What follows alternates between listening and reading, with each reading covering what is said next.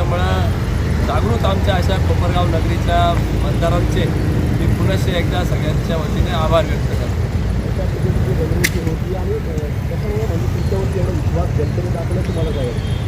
निश्चितपणाने ज्या पद्धतीने गेल्या काही काळ विद्यमान आमदार असतील त्या ठिकाणी आकड्यांची भडीमार लोकांसमोर 4,000 कोटीचा विकासाच्या वल्गना करत होते, त्या विरोधात आम्ही वस्तुस्थितीचे आकडे मांडले.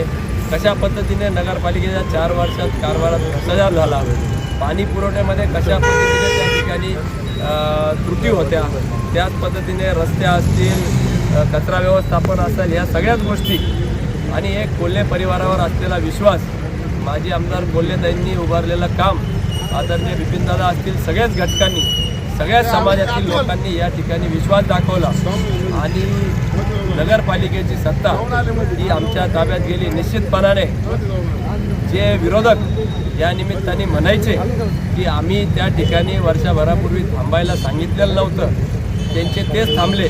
त्यांना कदाचित या निमित्ताने उभं राहिलो असतो तर काय निकाल लागला असता याची प्रचिती या निमित्ताने आला असेल असं मी समजतो.